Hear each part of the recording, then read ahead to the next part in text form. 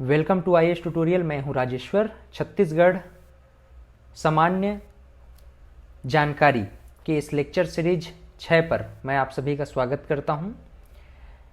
Continue हम इस lecture को आगे लेकर के जा रहे हैं और आपको क्या करना है, एक लाइक शेयर और सब्सक्राइब बस कर देना है ना। अगर सब्सक्राइब नहीं किए हैं सब्सक्राइब पहले करिए, लाइक और शेयर ज़रूर कर दीजिए।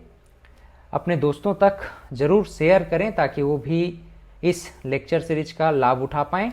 Chhattisgarh PSC, CGPSC, CG Vyapam और छत्तीसगढ़ एक दिवसीय सभी एग्ज़ाम के पॉइंट ऑफ व्यू से ये क्लास डिजाइन किया गया है और निःशुल्क यूट्यूब और फेसबुक और हमारे एप्लीकेशन पर ये लाइव हो रहा है।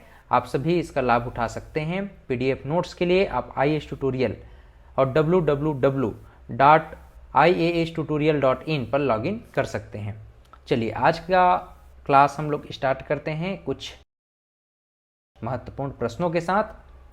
छत्तीसगढ़ का प्राकृतिक विभाजन के अंतर्गत हम प्रश्नों का अध्ययन कर रहे हैं। पहला प्रश्न, छत्तीसगढ़ की मैकल श्रेणी की पहाड़ियों में सबसे ऊंची चोटी कौन सी है?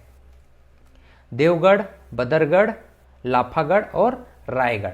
तो देखिए, छत्तीसगढ़ की मैकल श्रेणी की पहाड़ियों में ना सबसे ऊंची चोटी है बदरगढ़ की चोटी। बदरगढ़ की चोटी, इसकी ऊंचाई लगभग 1176 मीटर है। कितना? 1176 मीटर। कमेंट में आप लोग बताएं। इससे पहले लेक्चर नंबर 5 में हमने गौरालाटा, एक सबसे ऊंचा पर्वत चोटी छत्तीसगढ़ के अंतर्गत हम लोगों ने पढ़ा है ना, सामरी पाट के अंतर्गत बलरामपुर जिले में। तो उसकी ऊंचाई कितनी थी ये आप लोग कमेंट में हमें बताइए। छत्तीसगढ़ की मैकल श्रेणी में पहाड़ियों में सबसे ऊंची चोटी है बदरगढ़ की चोटी, 1176 मीटर। ये कहाँ है अगर आपसे पूछा जाए तो मैकल श्रेणी ही कवर्धा में फैला हुआ है ना। तो इसको भी हम क्या ले सकते हैं, कवर्धा ले सकते हैं। क्लियर? चलिए आगे बढ़ें। छत्तीसगढ़ में निम्नलिखित में से कौन से क्षेत्र कम वर्षा प्राप्त करते हैं? अब कम वर्षा के संदर्भ में यहां पर पूछा है, कम वर्षा प्राप्त करने वाला क्षेत्र कौन सा है? देखिए, जो मानसूनी हवाएं आती हैं तो मानसूनी हवाओं को, दक्षिण पश्चिम मानसूनी हवाओं को मैकल श्रेणी रोक देता है। कौन सी श्रेणी? मैकल श्रेणी। ये आप देख पा रहे हो कवर्धा, ठीक है, ये आप कवर्धा देख पा रहे हो, कबीरधाम। कवर्धा में ये मैकल श्रेणी रोक देगा। अब भाई मैकल श्रेणी दक्षिण पश्चिम जो मानसून हवाएं हैं उसको रोकेगा, है ना। तो यहाँ पर वृष्टि छाया बन जाता है। वृष्टि छाया, वृष्टि छाया मतलब वर्षा यहाँ पर नहीं हो पाती, कम होती है। तो छत्तीसगढ़ में निम्नलिखित में से कौन सा क्षेत्र वृष्टि छाया प्राप्त क्षेत्र है या कम वर्षा प्राप्त क्षेत्र है? तो सही उत्तर होगा मैकल रेंज, कवर्धा जिला। छत्तीसगढ़ का निम्न में से कौन सा भाग वर्षा छाया वाला क्षेत्र है? जसपुर, मैकल पर्वत श्रेणी का पूर्वी भाग, मध्य छत्तीसगढ़ का मैदान और कांकेर क्षेत्र। इसका सही उत्तर अभी हम लोगों ने देखा, कवर्धा जिला आप ले लीजिए। कवर्धा जिला में ये मैकल श्रेणी आप ले सकते हैं। छत्तीसगढ़ राज्य में निम्न में से कम वर्षा वाला क्षेत्र कौन सा है? तो ऑप्शन के अनुसार आपको आंसर देना है। कमेंट में आप लोग बता सकते हैं। छत्तीसगढ़ राज्य में निम्न में से कम वर्षा वाला क्षेत्र कौन सा है? लोरमी का पठार, कोंडागांव का पठार, जसपुर का पठार और सामरी पठार। अब देखिए, हमने कवर्धा को ऑलरेडी जाना है, ये कवर्धा जिला है। कवर्धा जिला में हमने ये भी देखा कि यहाँ पर मैकल श्रेणी है, मैकल पर्वत श्रेणी। मैकल पर्वत श्रेणी के नाम से यहाँ वृष्टि छाया बनता है, वृष्टि छाया वाला क्षेत्र बनता है। और इस कारण से ये जो लोरमी पठार है इसी मैकल श्रेणी के अंतर्गत आता है, वृष्टि छाया के अंतर्गत आ जाता है। इसी नाम से लोरमी के पठार में कम वर्षा होती है। तो कोंडागांव, जसपुर और सामरी पठार दिया है। इन सब में सही उत्तर क्या होगा? लोरमी का पठार। दलहा पहाड़ किस जिले में है? बहुत बढ़िया इसका प्रश्न है। दलहा पहाड़ किस जिले में है? अब दलहा पहाड़ एक भू आवेष्टित जिला यहाँ पर आपको नजर आ रहा होगा। ये जांजगीर चांपा आपको दिख रहा है, दिखा जांजगीर चांपा, ये जांजगीर चांपा से ही ये शक्ति अलग बन गया है। तो जांजगीर चांपा जिले में अकलतरा विधानसभा में, कौन सा विधानसभा, अकलतरा, अकलतरा विधानसभा से 10 किलोमीटर दूरी पर, 10 किलोमीटर दूरी पर क्या है, जांजगीर चांपा जिले में दलहा पहाड़ अवस्थित है। प्रत्येक वर्ष नाग पंचमी के अवसर पर यहां मेला लगता है, भव्य मेला लगता है। आप जरूर नाग पंचमी के समय दलहा पहाड़ जा सकते हैं। निम्नलिखित में से कौन सा पहाड़ जांजगीर चांपा जिले में है, सिहावा, गढ़िया, कलवारी और दलहा। तो अभी हम लोगों ने पढ़ा, ये अपना जांजगीर चांपा है और जांजगीर चांपा जिले के अकलतरा विधानसभा में दलहा पहाड़ पड़ता है। नाग पंचमी में यहां प्रतिवर्ष मेला लगता है। बिजौरा पहाड़ स्थित है, बिजौरा पहाड़ कहाँ स्थित है बताइए। मैकल श्रेणी, पेंड्रा लोरमी का पठार, छुरी उदयपुर की पहाड़ियां और अबुझमाड़ की पहाड़ियां। तो बिजौरा पहाड़ लोरमी पेंड्रा पठार में स्थित है, लोरमी पेंड्रा पठार में स्थित है। अब यहाँ पर ये कोरबा हो गया, ये लोरमी पेंड्रा पठार यहाँ पर आप ले सकते हो। तो बिजौरा पहाड़ अगर आपसे पूछा जाए तो बिजौरा पहाड़ कहाँ स्थित होगा, लोरमी पेंड्रा पठार में स्थित है। ठीक, चलिए अगला प्रश्न है। अगला प्रश्न बोल रहा है कि भाई चंवर ढाल कहाँ स्थित है। चंवर ढाल स्थित है, ऑप्शन दिया गया है बिलासपुर के मैदान, जसपुर सामरी पाट क्षेत्र, हसदो मांड बेसिन और महानदी शिवनाथ दोआब। ठीक है, इसका सही उत्तर क्या होगा, हसदेव मांड बेसिन में। तो चंवर ढाल कहाँ स्थित है, हसदेव मांड बेसिन में। कौन सी पहाड़ी में अगर आपसे और डिटेल में पूछा जाए तो आप कहेंगे छुरी उदयपुर की पहाड़ी में। कौन सा, छुरी उदयपुर की पहाड़ी में हसदो मांड बेसिन है और इसी में आपको चंवर ढाल मिल जाता है। क्लियर। अगला प्रश्न है, देखिए पलमा पहाड़ के अलावा निम्नलिखित में से पेंड्रा लोरमी का पठार सबसे अधिक ऊंचा कौन सा है। गौरालाटा ये तो होगा नहीं, डोंगरगढ़ भी नहीं आएगा, बैलाडीला तो दंतेवाड़ा चला गया। आंसर स्पष्ट रूप से दिख रहा है हमारा क्या, लाफागढ़। तो यहां पर हम देख सकते हैं लाफागढ़ ये कोरबा में पड़ जाएगा, कोरबा से गौरेला पेंड्रा मरवाही तक इसका विस्तार है। पलमा पहाड़ के अलावा पेंड्रा लोरमी पठार का सबसे ऊंचा भाग लाफागढ़ है। 1048 मीटर की ऊंचाई वाला ये पहाड़ है। सतरेंगा पहाड़ी छत्तीसगढ़ के किस जिले में है, बहुत ही अच्छा प्रश्न है। सतरेंगा किस जिले में है, आप लोग कमेंट में बताइए सतरेंगा कहां पड़ता है। तो यहां पर आप देखिए कोरबा डिस्ट्रिक्ट आपको नजर आ रहा होगा, कोरबा डिस्ट्रिक्ट में ही सतरेंगा पड़ता है। तो सतरेंगा पहाड़ी कोरबा जिला मुख्यालय के उत्तर तरफ लगभग 30 किलोमीटर की दूर में है। प्राकृतिक दर्शन केंद्र के रूप में यह विख्यात है। इस पहाड़ी पर, सतरेंगा पहाड़ी पर शिवलिंग आकार का हमको आकृति दिखता है। सतरेंगा पहाड़ के आसपास कई दर्शन स्थलें भी हैं। यहाँ से आधा किलोमीटर की दूरी पर एक खूबसूरत सा झील भी है जिसमें नौका विहार करने की सुविधा वर्तमान में उपलब्ध है। तो सतरेंगा पहाड़ी अपने आप में बहुत खूबसूरत प्लेस है, आप जा करके जरूर एक बार विजिट करिएगा। कहाँ, कोरबा में, कोरबा के नॉर्थ में आप 30 किलोमीटर जाएंगे तो आपको सतरेंगा पहाड़ी मिलेगा। सतरेंगा पहाड़ी का जो आकृति है वह शिवलिंग की आकृति का है। दूसरा, काफी खूबसूरत झील है यहाँ पर और यहाँ नौका विहार करने की सुविधा भी उपलब्ध है। छाता पहाड़ किस जिले में है। छाता पहाड़ छत्तीसगढ़ के महान संत गुरु घासीदास छाता पहाड़ में त्याग और तपस्या में लीन थे। वहां पर वो धुनी में बैठे थे, त्याग में बैठे थे, मतलब कि तपस्या में, ध्यान में बैठे थे। छाता पहाड़ जो है बलौदा बाजार जिले सोनाखान क्षेत्र में पड़ता है, गिरौदपुरी के पास है ना, तो ये बलौदाबाजार जिला होगा। कौन सा? बलौदाबाजार जिला। बलौदाबाजार जिला कहाँ है? ये जांजगीर चांपा मिल गया, ये है आपका बलौदाबाजार। क्लियर? आगे बढ़ते हैं। सोनबेरा पठार किस जिले में स्थित है? सोनबेरा पहाड़ किस जिले में स्थित है? गरियाबंद, बिलासपुर, रायगढ़ और मुंगेली।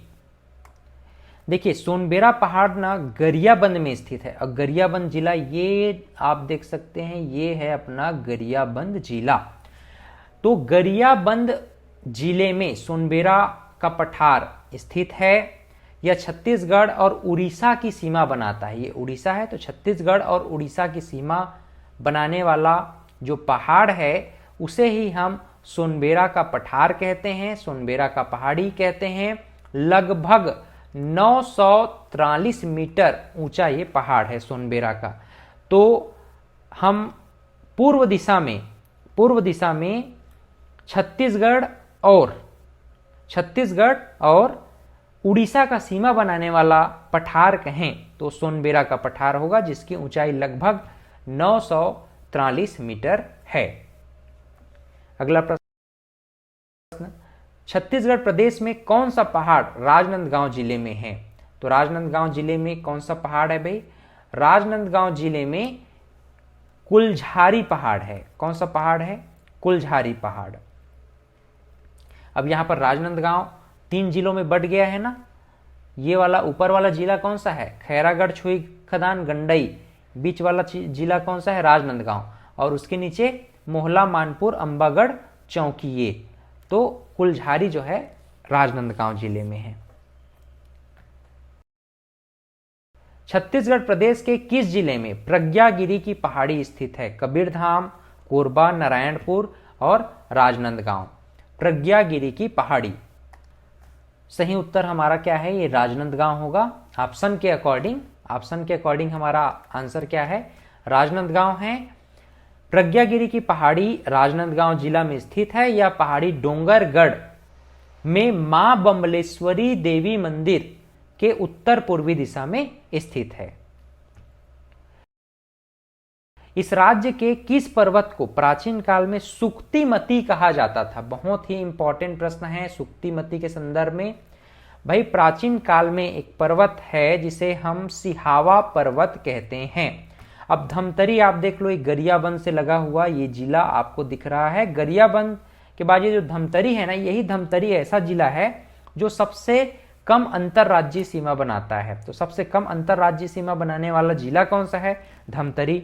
और धमतरी में ही एक सुक्तिमती पर्वत है जिसको हम सिहावा पर्वत के नाम से भी जानते हैं, और सिहावा पर्वत का ही पुराना नाम सुक्तिमती है। सिहावा पहाड़ी क्यों प्रसिद्ध है?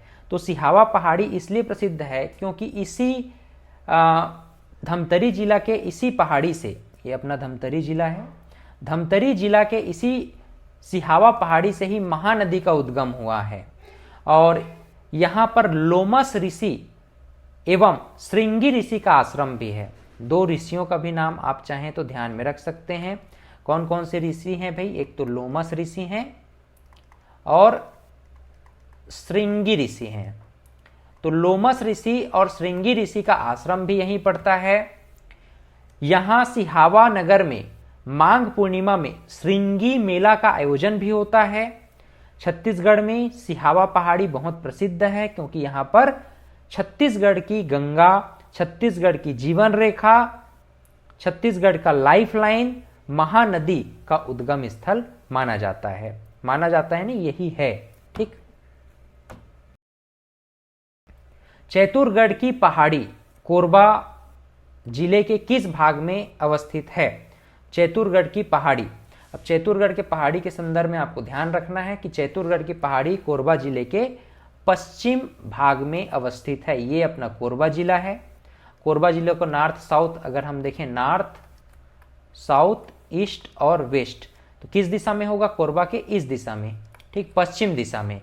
तो चैतुरगढ़ की पहाड़ी कोरबा जिला के पश्चिम दिशा में अवस्थित है। निम्न में से कौन छत्तीसगढ़ के दंडकारण्य का भाग नहीं है? दंडकारण्य का भाग कौन सा नहीं है? कोटरी बेसिन, बस्तर पठार, अबुझमार पहाड़ियां और सोन बेसिन। तो सोन बेसिन तो पूर्वी बघेलखंड का हिस्सा है ना, जो सोन बेसिन है ये पूर्वी बघेलखंड का हिस्सा है, और इस नाम से ये दंडकारण्य पठार का हिस्सा नहीं होगा, क्योंकि सोन बेसिन पूर्वी बघेलखंड के पठार के अंतर्गत आता है। बाकी सभी जो भी शेष विकल्प दिए गए हैं सभी दंडकारण्य पठार के हिस्से कहे जा सकते हैं। छत्तीसगढ़ में गोदावरी सबरी का मैदान स्थित है। तो गोदावरी जब भी शब्द की बात आती है तो गोदावरी हम साउथ में चले जाएंगे छत्तीसगढ़ का। तो ये दंडकारण्य, ये दंडकारण्य वाला एरिया है पूरा, और गोदावरी की बात आ रही है तो गोदावरी जो है दंडकारण्य में स्थित है। इस गोदावरी सबरी का मैदान जो है दंडकारण्य में स्थित है।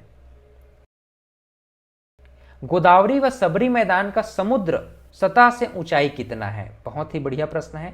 समुद्र सतह से इसकी ऊंचाई लगभग 300 मीटर की है। गोदावरी सबरी मैदान की समुद्र सतह से ऊंचाई लगभग कितना है? 300 मीटर की है।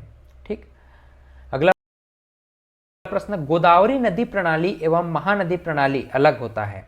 गोदावरी नदी प्रणाली और महानदी प्रणाली अलग होता है किस घाटी से?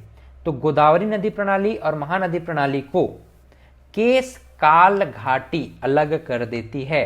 कौन सी घाटी? केस काल घाटी अलग कर देती है। यहां पर आप कोंडा गांव देख रहे हैं, कोंडा गांव के पश्चात जो है हम देखें केस काल घाटी गोदावरी नदी प्रणाली नीचे और महानदी प्रणाली ऊपर, दोनों को क्या करेगी? अलग कर देगी। क्लियर?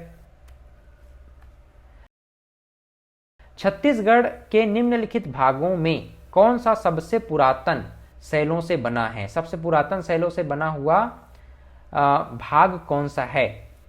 तो ध्यान रखिएगा, जो बैलाडीला की पहाड़ियां हैं ये धारवाड़ शैल समूह से बना हुआ है, और आप सबको पता है कि धारवाड़ शैल समूह, अब बैलाडीला ये दंतेवाड़ा आप चले जाओ, बैलाडीला की पहाड़ियां धारवाड़ शैल समूह, और धारवाड़ शैल समूह आर्कियन शैल समूह के नीस और शिष्ट से बना हुआ है, जो कि प्रचुर मात्रा में लौह अयस्क खनिज हमें प्रदान करता है।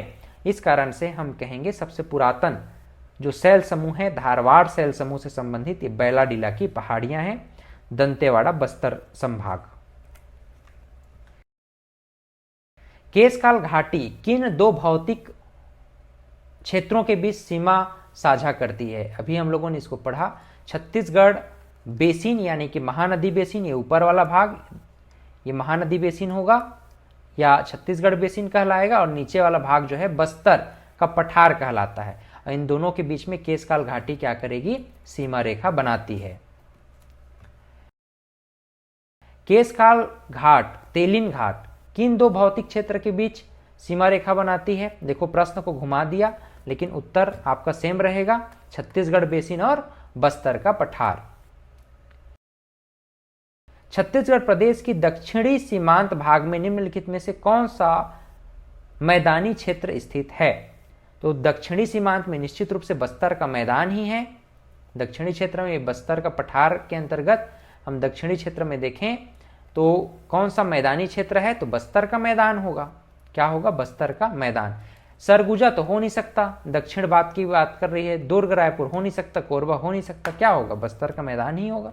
ट्रिकी क्वेश्चन है, ऐसे प्रश्नों को आपको रटने की जरूरत नहीं है, ये थोड़ा सा ट्रिक लगाएंगे तो ये सारे क्वेश्चन आपके बन जाएंगे। अगला प्रश्न है, छत्तीसगढ़ राज्य में कोटरी बेसिन कौन सी दिशा में स्थित है? कोटरीन बेसिन कौन सी दिशा में स्थित है? देखिए इसका सही उत्तर है दक्षिण पश्चिम दिशा में स्थित है। कौन सी दिशा में? दक्षिण पश्चिम दिशा में। नंदीराज पहाड़ी स्थित है, तो नंदीराज पहाड़ी कहाँ स्थित है भाई? तो नंदीराज पहाड़ी तो पहले हम दंतेवाड़ा चले जाते हैं, दंतेवाड़ा में स्थित है। क्लियर? कहाँ है? ये देखो, ये दंतेवाड़ा कहाँ है? दंतेवाड़ा में स्थित है। नंदीराज पहाड़ी दंतेवाड़ा जिले में है। यह बैलाडीला पहाड़ी की सबसे ऊंची चोटी कहलाती है, और इसकी ऊंचाई लगभग आप देखें 1200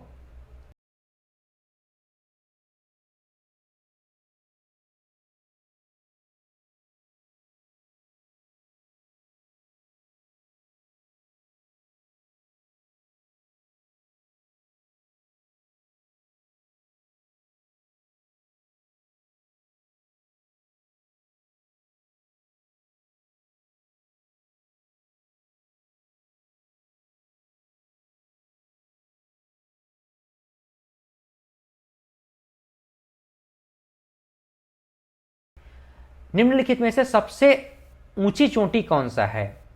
अब ऑप्शन के अकॉर्डिंग हम लोग देख रहे हैं ना, ऑप्शन के अकॉर्डिंग जो बता रहा है इसमें आंसर आपको लेना है।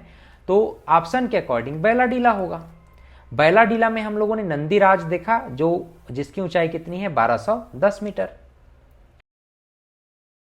छत्तीसगढ़ के पठार की सबसे अधिक ऊंचाई निम्न में से कहां स्थित है? छत्तीसगढ़ के पठार, दंडकारण्य पठार, स्पष्ट रूप से देखो बोला है, क्वेश्चन कंफ्यूज ना हो जाए आप करके। पहली बात तो ये बोल दिया है कि ये दंडकारण्य के पठार, ये वाला दंडकारण्य के पठार में सबसे ऊंची चोटी कौन सी है? बैलाडीला की पहाड़ी, यहीं पर क्या है नंदीराज है, और नंदीराज की ऊंचाई 1210 मीटर है। 1225 हम लोगों ने पढ़ा था, किसका पढ़ा था कमेंट में बताइए। जो सबसे ऊंची चोटी है सामरी पाट के अंतर्गत, जो कि हमें बलरामपुर जिले में मिलता है, वो कौन सा पाट प्रदेश है 1225 मीटर जो सबसे ऊंचा है? आप लोग कमेंट में बताइए, प्रीवियस हम लोगों ने पढ़ लिया है। अबूझमाड़ की पहाड़ी किस जिले में है? भाई ये बहुत सरल प्रश्न है। अबूझमाड़ की पहाड़ी यहां पर आप देख रहे हो, बीजापुर दिखाई दिया आपको, ये बीजापुर, बीजापुर।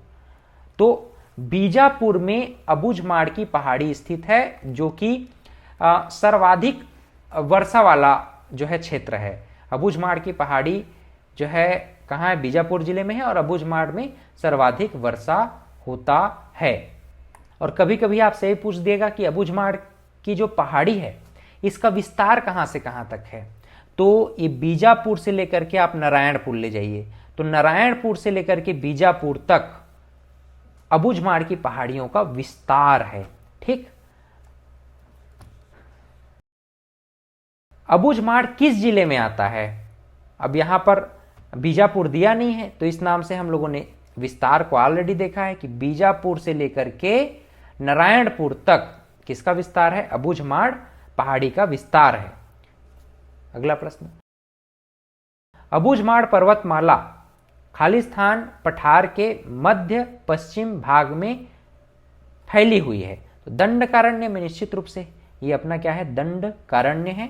और दंडकारण्य में हम लोगों ने ये देखा कि बीजापुर से नारायणपुर में कौन सी पहाड़ी है?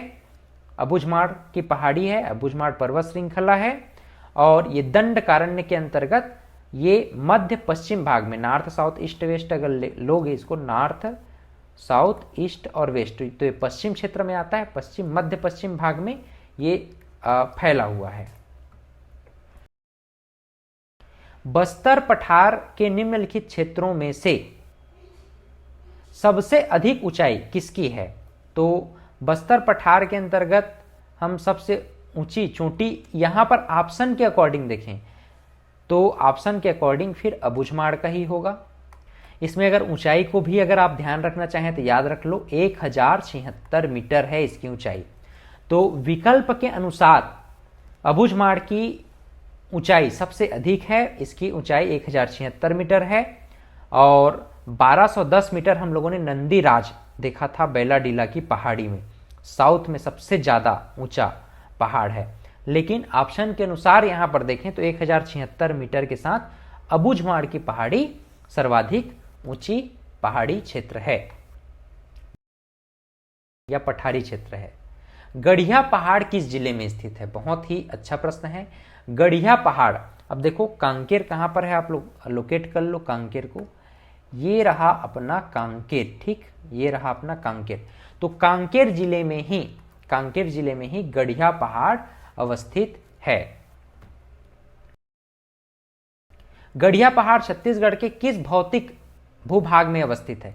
अब ये रेड वाला जितना एरिया आपको नजर आ रहा है ये दंडकारण्य के पठार वाला एरिया कहा जाता है।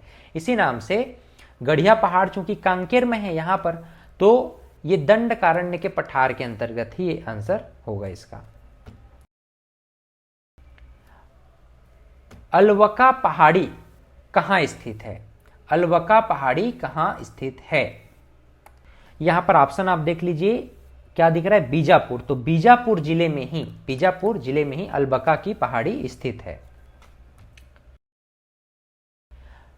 नडापल्ली गुफा स्थित है, बहुत ही इंपॉर्टेंट प्रश्न है, बहुत बहुत बहुत बार पूछा गया है। नड्डापल्ली कहाँ स्थित है, नड्डापल्ली कहाँ स्थित है, एकदम रट लो इसको, दिमाग में रख लो, बीजापुर में ही स्थित है।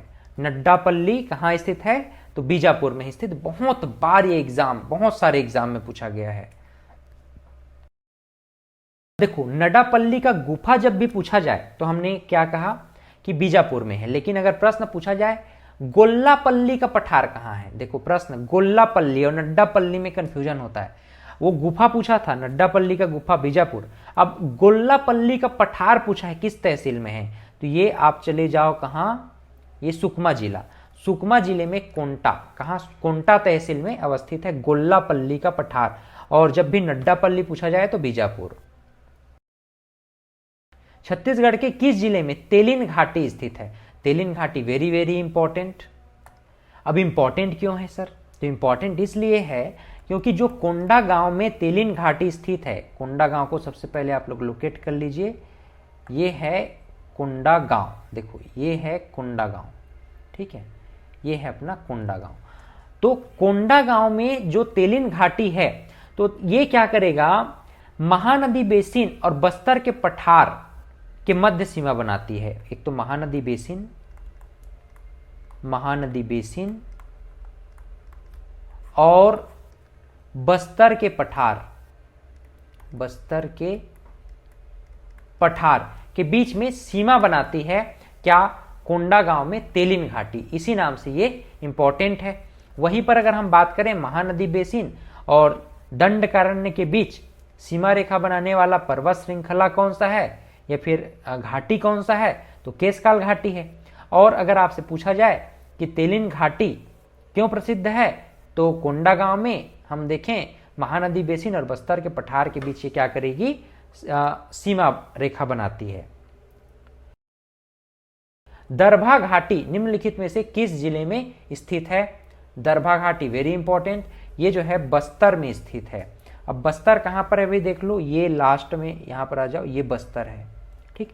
तो दरभा घाटी, दरभा जो कांड हुआ था उसके विषय में आप लोग जान रहे हैं, आप लोग कमेंट में बताइए कि कौन सा नक्सली हमला हुआ था, है ना, कौन कौन आहत हुए, किसकी मृत्यु हो गई, कौन जो है दिवंगत हो गए, इसके विषय में आप लोग कमेंट में हमें बताइए दरभा घाटी के संदर्भ में। तो बस्तर में दरभा घाटी स्थित है। दंडकारण्य निम्नलिखित में से किस राज्य में स्थित नहीं है, अब ये प्रश्न थोड़ा घुमा दिया है और आपको बड़ा कंफ्यूजन होगा, अरे बाबा इतना कठिन क्वेश्चन समझ ही नहीं आ रहा है बोलोगे, लेकिन ऐसा नहीं है। ये दंडकारण्य, ये है अपना क्या, दंडकारण्य। अब देखो दंडकारण्य जरूरी नहीं है कि छत्तीसगढ़ तक ही सीमित रहे, ये आपका क्या है, आंध्र प्रदेश है। यहां पर देखो ये आंध्र प्रदेश है और ये उड़ीसा है। तो दंडकारण्य का पठार फैला हुआ है, दंडकारण्य फैला हुआ है उड़ीसा तक, दंडकारण्य इधर फैला हुआ है आंध्र प्रदेश तक, इसी नाम से ये तीनों उत्तर सही होगा। और यहां पर कहा है कि दंडकारण्य निम्नलिखित में से किस राज्य में स्थित नहीं है, छत्तीसगढ़, उड़ीसा, आंध्र प्रदेश में तो है, इसी नाम से इसका उत्तर क्या होगा, उपरोक्त में से कोई नहीं। बस्तर उच्च भूमि जिसे खालिस्तान के नाम से जाना जाता है, छत्तीसगढ़ बेसिन में दक्षिण में स्थित है। अब इसे हम लोग आसानी से बता सकते हैं, ये दक्षिण का भाग आपको नजर आ रहा है, इसी को हम दंडकारण्य कहते हैं। दंडकारण्य योजना कार्यान्वित की गई है, तो दंडकारण्य योजना पूर्वी पाकिस्तान के विस्थापितों को बसाने के लिए इसको शुरू किया गया था। कब शुरू किया गया था, 1972 में शुरू किया गया था। इस योजना के तहत बांग्लादेशी शरणार्थियों विस्थापितों को पंखाजुर यानी कांकेर में, यहां पर आप देख लीजिए ये कांकेर है, पंखाजुर, पंखाजुर, कांकेर के पंखाजुर में, कांकेर के पंखाजुर में बांग्लादेशी शरणार्थियों और विस्थापितों को बसाया गया था। इस दंडकारण्य योजना की शुरुआत पूर्वी पाकिस्तान के विस्थापितों को बसाने के लिए 1972 में किया गया था। दंडकारण्य के भाग में विस्तृत है। दंडकारण्य के दंडकारण्य छत्तीसगढ़ और उड़ीसा के भाग में स्थित है। यहाँ पर आंध्र प्रदेश दिया नहीं है, तो आंध्र प्रदेश को भी लेना पड़ता हमें, है ना। ऑप्शन में आंध्र प्रदेश नहीं है, तो इस नाम से हम अभी फिलहाल दंडकारण्य को ये उड़ीसा तक लेकर के चल रहे हैं। लेकिन अगर आंध्र प्रदेश दिया रहता तो आंध्र प्रदेश को भी हम लोग इसमें आंसर के रूप में लेते। भारत के संदर्भ में छत्तीसगढ़ किस भू आकृति प्रदेश के अंतर्गत आता है? बहुत सरल प्रश्न है। प्रायद्वीपीय उच्च भूमि के अंतर्गत आता है।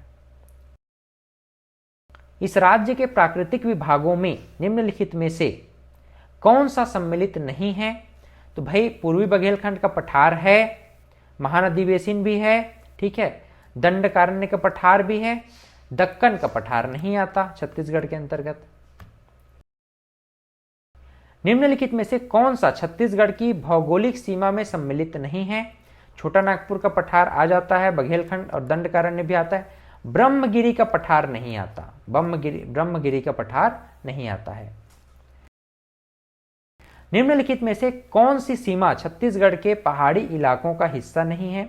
सतपुड़ा पर्वतमाला तो है, मैकल श्रेणी भी आप लोगों ने देखा, विंध्याचल भी आप लोगों ने देखा नॉर्थ में, अरावली पर्वत श्रृंखला नहीं है, ये नहीं होगा, अरावली पर्वत श्रृंखला नहीं है, बाकी मैकल श्रेणी भी होगा, ठीक। निम्नलिखित में से कौन से पर्वत से छत्तीसगढ़ घिरा हुआ नहीं है?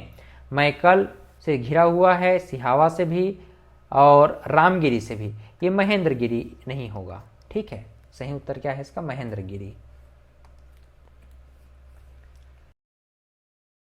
तो इस तरह से आज हम लोगों ने बहुत सारे प्रश्नों को देखा, लगभग 50 प्रश्नों को हम लोगों ने पढ़ा है, समझा है।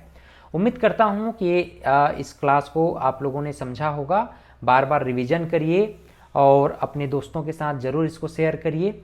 अगर आपने अभी तक सब्सक्राइब नहीं किया तो सब्सक्राइब जरूर कर लीजिए, क्योंकि हमने पूरा कंप्लीट आपको सीरीज लेकर के आ रहे हैं छत्तीसगढ़ का। इसमें छत्तीसगढ़ का समग्र अध्ययन होगा। अभी हम जियोग्राफी वाला पार्ट लेकर के चल रहे हैं, उसके बाद हम आर्ट एंड कल्चर वाला पार्ट लेके चलेंगे, फिर जनजाति, उसके बाद फिर हम आगे चल करके पंचायती राज, नगरीय निकाय और छत्तीसगढ़ का शासन प्रशासन के साथ ही साथ छत्तीसगढ़ के इतिहास को भी बहुत वृहद रूप में पढ़ेंगे। जितने भी क्वेश्चंस वहाँ से बन सकते हैं और बने हैं, उन सारे क्वेश्चंस को हम MCQ के इसी पैटर्न पे पूरा कंप्लीट करेंगे। इसका अगर डिटेल क्लास आपको चाहिए तो IAS ट्यूटोरियल आप एप्लीकेशन डाउनलोड कर लीजिए। IAS ट्यूटोरियल एप्लीकेशन डाउनलोड करने के बाद आप जो है छत्तीसगढ़ PSC से संबंधित कोर्स में आप जाकर के ज्वाइन हो सकते हैं। आप क्या करना है, आपको एप्लीकेशन डाउनलोड करने के बाद चैट बॉक्स में जाकर के बोलना कि भाई हमको CGPSC के बैच में ज्वाइन होना है और उसके लिए हमको कूपन कोड चाहिए। तो जो भी वहाँ पर कुछ फी रहेगा उसका, उसमें और डिस्काउंट आपको दे दिया जाएगा, लगभग 40 से 50% और डिस्काउंट दे दिया जाएगा और फिर आप उस पेड कोर्स में भी ज्वाइन हो सकते हैं, जहाँ पर डिटेल क्लास आपको मिल जाएगा। टेस्ट सीरीज भी उसी के साथ साथ आपको मिलेगा। So thank you very much. मिलते हैं नेक्स्ट क्लास में, तब तक के लिए पढ़ते रहें, आगे बढ़ते रहें। Have a great day.